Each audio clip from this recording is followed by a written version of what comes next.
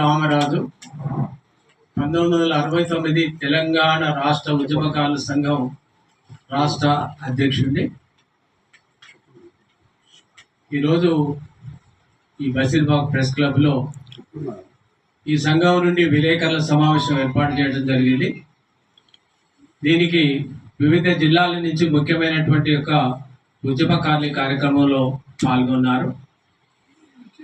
ప్రధానంగా 1969 తెలంగాణలో జరిగినటువంటి ఉద్యమము, మరి ఆ ఉద్యమకారులను గుర్తించడం, వాళ్లకు ఏమి ప్రభుత్వం ఇస్తుందో ఏమి ఇవ్వాలో డిమాండ్ చేయడానికే ఈరోజు ఈ కార్యక్రమాన్ని నిర్వహించిందండి. అయితే తెలంగాణ రాష్ట్రం 2014లో ఏర్పడిన తర్వాత మేము 1969 తెలంగాణ ఉద్యమకారుల సంఘాన్ని 2014 ఆగస్టులో రిజిస్టర్ చేసి రాష్ట్ర వ్యాప్తంగా తిరిగి అన్ని జిల్లాలలో కూడా కమిటీలు వేసి, మరి ఆ కమిటీల ద్వారా నిజమైన ఉద్యమకారుల యొక్క సమాచారాన్ని తీసుకొని ఒక రాష్ట్ర స్థాయి లిస్టును మేము తయారు చేయడం జరిగింది. అయితే ఆ తర్వాత మేము గత ప్రభుత్వంలో మేము మమ్మలను గుర్తించాలి, మమ్మల్ని గౌరవించాలి ఉద్యమకారులుగా అనేటువంటి దానికి అనేకమైనటువంటి కార్యక్రమాలు చేసినాం. మరి నాయ నరసింహారెడ్డి ఇటువంటి వాళ్ళతో సమావేశాలు ఏర్పాటు చేసినాం.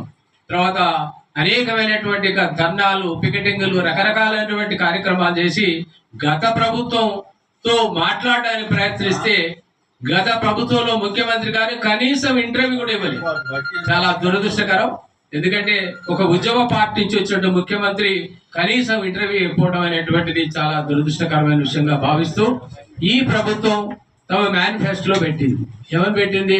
ఉద్యమకారులను ఆదుకుంటాం, వాళ్ళకి పెన్షన్ సౌకర్యం కల్పిస్తామని. కానీ ఈ ప్రభుత్వం కూడా 2 సంవత్సరాల పైగా దాని గురించి ఏం పట్టించుకోలేదు. కానీ ఇప్పుడు ఒక కమిటీని ఏర్పాటు చేయడం జరిగింది. ఆ కమిటీని ఏర్పాటు చేసినందుకు ఇప్పటికైనా మా 69 ఉద్యమకారుల సంఘం నుంచి హర్షాన్ని ప్రకటిస్తూ ధన్యవాదాలు కూడా తెలియజేస్తున్నాం. అయితే ఈ సందర్భంగా నేను ఈ కమిటీని కాదు, ప్రభుత్వాన్ని కోరేది ఏమిటంటే, దీనికి ఒక కాల పరిమితి నిర్ణయించలేదు. ఎన్ని రోజుల్లో ఈ కమిటీ రిపోర్ట్ ఇస్తుంది, ఎన్ని రోజుల్లో ఉద్యమకారులను గుర్తిస్తుంది, ఒక 2 నెలల, 3 నెలల, 4 నెలల ఒక కాల పరిమితి నిర్ణయించాలని ప్రభుత్వాన్ని మేము కోరుతున్నాం. అయితే మేము 1969 ఉద్యమకారులు అంటే ఎవరు ఇప్పటి ఉద్యమకారులకు తెలియదు. కానీ 1969 ఉద్యమం అంటే అది ఒక మరొక స్వతంత్ర ఉద్యమం లాంటిది. ఆనాడు స్వతంత్ర ఉద్యమం ఎట్లా జరిగిందో అదే విధంగా మేము కూడా దెబ్బలిని జైలుకి పోయి అనేక ఇబ్బందులు పడినటువంటి ఒక చరిత్ర. ఆనాటి యొక్క అంటే ఈ యొక్క తెలంగాణ రాష్ట్ర సాధన కోసం మరి ఒక గత 60 సంవత్సరాలు అనేక ఉద్యమాలు జరిగింది. ఆ ఉద్యమాలన్నిటిలో కన్నా కీలకమైన ఉద్యమం ఏంటంటే 1969 తెలంగాణ ఉద్యమం. ఆ ఉద్యమ స్ఫూర్తితోనే మలి ఉద్యమం జరిగి తెలంగాణ రాష్ట్రం ఏర్పడింది. ఆ ఉద్యమంలో 369 మంది పోలీసు చుట్టాలకు బలైంది. విద్యార్థులు ఒక సంవత్సరం మొత్తం ఉద్యమంలో ఉండి మరి జీవితాన్ని ఒక అకాడమిక్ లాస్ అయ్యి జీవితంలో ఎంతో నష్టపోయింది. మరి ఆనాడు ఉన్నటువంటి కాసు బ్రహ్మానంద రెడ్డి ఆంధ్ర ముఖ్యమంత్రి పోలీసుల యొక్క దమనకాండలో నిత్యం మేము పోలీసు లాఠీ దెబ్బలు తిని మరి అనేక రకాలుగా చిత్రహింసలు పెట్టినా కూడా భరించి మరి అనేక కేసులు ఎదుర్కొని రోజులు నెలల తరబడి జైలు జీవితం అనుభవించడం. మరి ఆ రకంగా అనేక ఇబ్బందులు పడి ఆనాడు ఒక సంవత్సరం మొత్తం ఉద్యమంలో పాల్గొని కేసులు ఎదుర్కొని చాలా మంది ఇప్పటికి కూడా మరి అనేక ఇబ్బందులు పడుతూ సజీవంగా ఉన్నటువంటి వాళ్ళు కొంతమంది ఉన్నారు. అయితే అప్పటి ఉద్యమకారులలో దాదాపు 3/4 వంతు మమ్మల్ని వీడి స్వర్గస్థులైన, మిగిలినటువంటి వాళ్ళు ఒక 2-3 వేల కన్నా ఎక్కువలే. అయితే మేము గత ప్రభుత్వంలో కూడా చెప్తూనే ఉన్నాం, వీళ్ళందరూ కూడా 75 నుంచి 80 సంవత్సరాల మధ్యలో ఉన్నారు. ఇక్కడ చూస్తే మీరు చూడండి, అందరికి 75 నుంచి 80 సంవత్సరాల పైన ఉన్నటువంటి వాళ్ళంతా కూడా ఆర్థికంగా చితికిపోయి, ఆరోగ్యపరంగా కూడా చాలా చితికిపోయి చాలా బాధలు పడుతుంది. కాబట్టి మేమేం అడిగినాం, వీళ్ళని గుర్తించి వీళ్లకు మరి సరి అయినటువంటి న్యాయం చేయాలనేటువంటి యొక్క డిమాండ్తో మరి అనేకమైనటువంటి కార్యక్రమాలు చేసి గత ప్రభుత్వంలో ఏమీ చేయలేదు. అయితే ఇప్పుడు మేమేమి అడిగేది ఏంటంటే, ఇప్పుడు ఉన్నటువంటి ఒక కమిటీ ఒక ఫార్ములా ఒక 4 కేటగిరీలుగా గుర్తిస్తామని ప్రకటించింది. ఒకటి చనిపోయినటువంటి వాళ్ళు, 2 వికలాంగులైనటువంటి వాళ్ళు, 3 మరి ఉద్యమంలో పాల్గొన్నటువంటి వాళ్ళు. అంటే మూడో కేటగిరీ ఏంటంటే ఉద్యమంలో జైలు పోయిన వాళ్ళు, పోలీస్ కేసులు ఉన్నటువంటి వాళ్ళు. 4 ఉన్న వాళ్ళు క్షేత్రస్థాయిలో ఏమైనా ఆధారాలు ఉంటే చూపించమని అంటున్నారు. ఓకే, బాగానే ఉంది. జైలు పోయిన వాళ్ళు, పోలీస్ కేసులు ఉన్నటువంటి వాళ్ళు. 4 ఉన్న వాళ్ళు క్షేత్రస్థాయిలో ఏమైనా ఆధారాలు ఉంటే చూపించమని అంటున్నారు. ఓకే, బాగానే ఉంది. సరే, 1-2 కేటగిరీలో కొద్దిమంది ఏదో ఉన్నారు. 3-4 కేటగిరీలకు వస్తే, ప్రధానంగా 3వ కేటగిరీలకు వస్తే జైలు పోయిన సర్టిఫికేట్లను చూపించండి, లేకుంటే ఎఫ్ఐఆర్ కాపీలో కేసులు అంటున్నారు. 1969 ఉద్యమం జరిగి ఎన్ని రోజులైందండి? 56 సంవత్సరాలు అయింది. 56 సంవత్సరాల క్రితం జరిగే ఉద్యమం కోసం మేము ఏ పోలీస్ స్టేషన్ పోయినా, ఏ జైలుకు పోయినా మా దగ్గర రికార్డ్ లేదు అని ఖచ్చితంగా తిరస్కరిస్తున్నారు. సమాచార హక్కు చట్టం కింద మేము అడిగినా మా దగ్గర సమాచారం లేదని చెప్తున్నారు. మరి ఏం చేయాలి? మేము పోలీస్ స్టేషన్ చుట్టి చెప్పులు అడిగినట్టు తిరిగి అనేక రకాల సమాచారం లభించట్లేదు. మరి ఏదో కొద్ది మంది ఒక 5 to 10% దగ్గర అప్పుడప్పుడు తీసుకున్నటువంటి వాళ్ళ దగ్గర ఉండే తప్ప 100% దగ్గర ఏ ఆధారాలు లేవు. నిజంగా ఉద్యమంలో పాల్గొని నష్టపోయి జైలుకు పోయినటువంటి వాళ్ళ దగ్గర కూడా ఆధారాలు లేవు. దానికి మేము ప్రభుత్వాన్ని ఏమడుగుతున్నాం అంటే, ఎట్లా గుర్తించాలనే దానికి ఏమడుగుతున్నాం అంటే, మేము ఆనాడు విద్యార్థులు మొత్తం కూడా ఒక సంవత్సరం మొత్తం చదువు పోగొట్టుకొని ఉద్యమంలో ఉన్నారు. హై స్కూల్ విద్యాలయ కాలేజ్ మొదలైతే యూనివర్సిటీ విద్యాలు, మెడికల్ కాలేజీ, ఇంజనీరింగ్ కాలేజీలు, అన్ని కాలేజీలు ఉన్నటువంటి విద్యాలు ఒక సంవత్సరం మొత్తం ఉద్యమంలో ఉండి ఒక జీవితాల్లో అనేక నష్టపోయినటువంటి వాళ్ళు ఉన్నారు. వాళ్ళ యొక్క సర్టిఫికెట్లు, ఆనాడు చదువుతున్నటువంటి విద్యార్థుల సర్టిఫికెట్ల ఆధారంగా చేసుకొని వాళ్ళని గుర్తించండి అనేటువంటిది ఒక పాయింట్.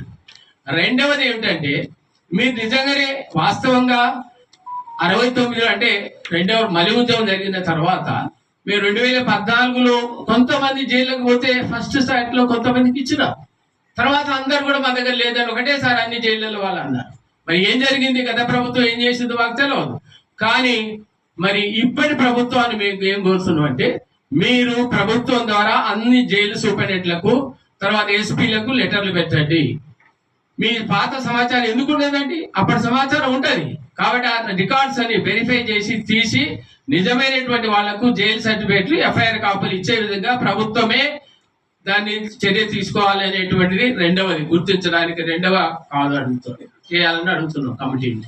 మూడోది ఏంటంటే, మేము 2014 తెలంగాణ రాష్ట్రం ఏర్పడినప్పటి నుంచి కూడా ఈ సంఘం రిజిస్ట్రేషన్ చేసి రాష్ట్ర వ్యాప్తంగా తిరిగి అన్ని జిల్లాల్లో కమిటీలు వేసి, ఉద్యమకారులతో కమిటీలు వేసి, మీటింగులు పెట్టి, ఉద్యమకారులు ఎవరెవరో మీరు లిస్టు తయారు చేయండి, ఆ లిస్టుని వాళ్ళ సమాచారం, వాళ్ళ ఆధార్ కార్డు నెంబర్తో, ఫోన్ నెంబర్తో సహా సమాచారం, పూర్తి సమాచారంతో రాష్ట్ర కమిటీకి పంపితే మేము ఒక లిస్టు తయారు చేసి పెట్టినాము. ఒక లిస్టు మా దగ్గర రాష్ట్ర వ్యాప్తంగా ఉన్నటువంటి ఒక లిస్టు మా దగ్గర ఉన్నది. 1969 తెలంగాణ రాష్ట్ర ఉద్యమకారుల యొక్క లిస్టు. ఈ లిస్టుని మేము ప్రభుత్వానికి కమిటీకి సబ్మిట్ చేస్తాం. ఈ లిస్టు యొక్క ఆధారంగానైనా మీరు గుర్తించండి. ఎందుకంటే మేము ఈ రాష్ట్రంలో సీనియర్ ఉద్యమకారులము, అదేవిధంగా 2 ఉద్యమంలో పాల్గొన్నటువంటి ఉద్యమకారులము, అనేక రకాల నష్టపోయినటువంటి ఉద్యమకారులను ప్రభుత్వం మీద కనీసమైన బాధ్యత ఉన్నది. తెలంగాణ మరి ఉద్యమంలో పాల్గొని అంటే వీళ్ళ యొక్క బలిదానాలు లేకపోతే, వీళ్ళ ఆత్మ బలిదానాలు లేకపోతే మరి తొలి ఉద్యమంలో 369 మంది బలిదానం చేసుకున్నారు, మలి ఉద్యమంలో చనిపోయారు. ఈ యొక్క ఉద్యమ స్ఫూర్తి లేకపోతే అసలు తెలంగాణ రాష్ట్రమే రాకపోయేది. కాబట్టి మేమంటున్నామంటే, వీళ్ళని ముందుగా సరే మేము మలి ఉద్యమంలో ఇప్పుడున్నటువంటి ఉద్యమకారులు వాళ్ళకి రకరకాల పద్ధతులను గుర్తించడానికి, కానీ తొలి ఉద్యమాలను ముందు గుర్తించండి. తొలి ఉద్యమకారులను గుర్తించవలసిన బాధ్యత ప్రభుత్వం మీద ఉన్నది. గత 14 సంవత్సరాల నుంచి మేము పోరాటం చేస్తూనే ఉన్నాం. కాబట్టి మేము ఏమంటున్నాం అంటే, గుర్తించి మేము ఏమడుగుతున్నాం, పెద్దగా ప్రభుత్వం మీద ఆర్థిక భారం పడేటువంటి డిమాండ్స్ మేము అడుగుతలేము. ముందు మీరు మమ్మల్ని గుర్తించండి, గుర్తించి ఒక గుర్తింపు కార్డు ఇవ్వండి, ఐడెంటిటీ కార్డు ఇవ్వండి. తెలంగాణ సమరయోధులు, స్వతంత్ర సమరయోధులకు ఎట్లయితే కార్డు ఇచ్చినారో, స్వతంత్ర సమరయోధులు ఎట్లయితే ఇచ్చినో మాకు కూడా తెలంగాణ సమరయోధులుగా ఒక గుర్తింపు కార్డు ఇవ్వండి ఫస్ట్ అని అడుగుతున్నాం. రెండవది ఏమడుగుతున్నాం అంటే, చాలా మంది ఆర్థికంగా ఆరోగ్యపరంగా చాలా క్షీణించున్నారు కాబట్టి గౌరవప్రదమైన పెన్షన్ సౌకర్యం కల్పించండి. స్వతంత్ర ఉద్యమకారులకు పెన్షన్ కలిగిస్తున్నారు, రకరకాల చేస్తున్నారు. కాబట్టి గౌరవప్రదమైన పెన్షన్ అవసరం కల్పించండి. అదే విధంగా చాలా మంది ఆరోగ్యపరంగా చాలా చితికిపోయి ఇలా ప్రైవేట్ ఏ హాస్పిటల్ పోయినా లక్షల రూపాయలు పెట్టాల్సిన పరిస్థితి ఉంది. కాబట్టి ఉచిత వైద్య సౌకర్యం కల్పించండి అనేటువంటి ప్రధానమైన డిమాండ్ గుర్తించండి. గౌరవప్రదమైన పెన్షన్ కల్పించండి. అదే విధంగా మీ మేనిఫెస్టోలో పెట్టిండ్రు, ఏం పెట్టిండ్రు? 250 గజాల స్థలం ఇస్తామనేటువంటి మీరు మేనిఫెస్టోలో పెట్టిండ్రు. ఆ 250 గజాల స్థలం ఇస్తూ వీలైతే రవాణా సౌకర్యం, ఉచిత రవాణా సౌకర్యం కల్పించాలనేటువంటి డిమాండ్ తో మేము ఇన్ని రోజులు పోరాటం చేస్తూ వచ్చినాం. మరి మా పోరాటం అసలు తెలంగాణ రాష్ట్రంలో ఈ యొక్క ఉద్యమకారులను ఆదుకోవాలి, గౌరవించాలనేటువంటి డిమాండ్ తో గత తెలంగాణ ఏర్పడినట్టు గత 12 సంవత్సరాల నుంచి మేము మరి అన్ని జిల్లాలలో రాష్ట్ర వ్యాప్తంగా పోరాటం చేస్తున్నట్టు ఈ తొలి మలి ఉద్యమంలో పాల్గొన్నటువంటి తొలి ఉద్యమకారులను ఖచ్చితంగా ఈ కమిటీ గుర్తించి వాళ్లకు సరైనటువంటి న్యాయం చేయాలని, వాళ్ళ డిమాండ్లను పరిష్కరించాలని ఈ రోజు 1969 తెలంగాణ రాష్ట్ర ఉద్యమకారుల సంఘం నుండి ప్రభుత్వాన్ని అదేవిధంగా కమిటీని మేము కోరుతున్నాము. జై తెలంగాణ. ఉద్దేశించి మన రాష్ట్ర అధ్యక్షుడైనటువంటి చక్రగిరి రామరాజు గారు టోటల్గా మీకు వివరణ ఇస్తాడు. దాన్ని కంపల్సరీగా మీరు దీన్ని ఛానల్లో కంపల్సరీ